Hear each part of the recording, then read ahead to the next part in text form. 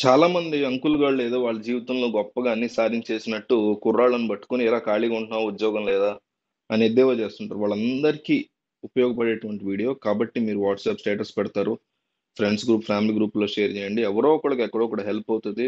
చక్కగా విలేజ్లో మన ఊళ్ళో ఉంటూ మనమే చేసుకోవచ్చు, బంగారులాగా సంపాదించుకోవచ్చు. ఓ నేను కోటాను కోట్లు సంపాదించేస్తానని చెప్పను, ఈ రోజు లక్షల్లో కూడా చెప్పను. మన తిండి మన బట్ట మన అమ్మా నాన్న పోషించుకోవడానికి తగ్గ సొమ్మును మాత్రమే సంపాదించుకునేటువంటి బిజినెస్లు చెప్తున్నాం మన ఛానల్లో.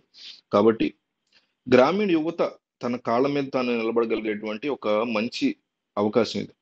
ఇప్పుడు అరటి చెట్లు అరటి కాండం ఉంటుంది కదా, ఇది చాలా బలమైనటువంటి ఆ, అట్లాగే విలువైనటువంటి కాండం. చాలా మంది తెలియక దాన్ని పడేస్తూ ఉంటారు. దాదాపు మన దేశంలో 100 కోట్ల విలువైనటువంటి అరటి కాండం వృధాగా పోతుందని చెప్తారు. అంటే ఓన్లీ ఆంధ్రప్రదేశ్ తెలంగాణ చూసుకుంటే ఒక 20 కోట్ల అరటి కాండం అవసరం లేదన్నట్టుగా పడేస్తూ ఉంటారు. సో దీంతో చాలా రకాలైనటువంటి వస్తువులను తయారు చేసి అమ్ముకోవచ్చు. అరటి కాండంలో తయారు చేసినటువంటి ఆ, వస్తువులకి బాగా డిమాండ్ ఉంటుంది. ఇప్పుడు ఇండోనేషియా కానీ, లేకపోతే ఫిలిప్పీన్స్ కానీ, యూరోప్ కానీ ఇట్లాంటి దేశాల్లో లాభసాటి వ్యాపారాలు చేస్తున్నారు వాళ్ళు. ఈ రకమైనటువంటి కాండంతో ఎంతగా చేస్తున్నారంటే ఆ అరటి కాండాలు సరిపోక మనం తయారు చేసి ఎక్స్పోర్ట్ చేసినా కూడా వాళ్ళు కొంటారు. అట్లా పరిస్థితుంది. అంటే ఒక ఎకరం అరటి తోటలో 1200 చెట్లు ఉంటాయి కదా, అట్లా అరటి కాండాలతో 150 కిలోల వరకు మనకి అరటి నారు వస్తుంది, మంచి క్వాలిటీ.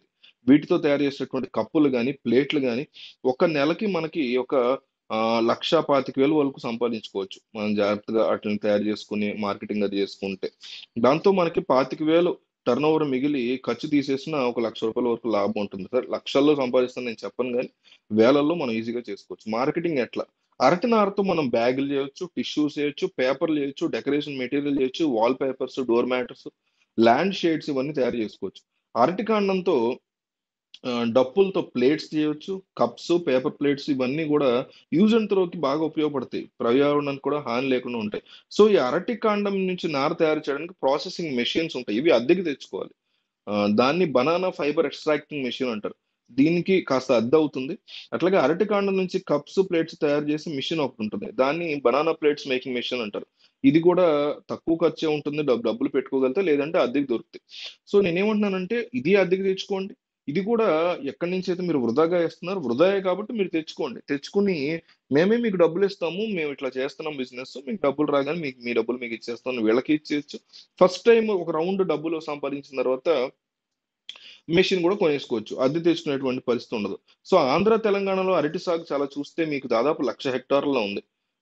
ఇక ఆంధ్రాలో జిల్లాలు ఇట్లా పంట బాగానే సాగుతోంది.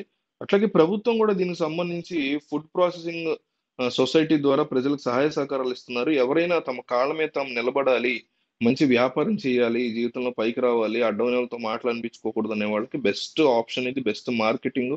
మీకు పేపర్ ప్లేట్లో వీటి కంటే కూడా ఇవి యొక్క వీటి క్వాలిటీ బాగుంటుంది, మందంగా ఉంటాయి, చాలా ఎక్కువగా కొనేటువంటి పరిస్థితులు వస్తున్నాయి. కొత్త వ్యాపారం ఇది. వీలైనంత ఎక్కువగా ఈ వీడియోని వాట్సాప్లో ఫేస్బుక్లో షేర్ చేయండి.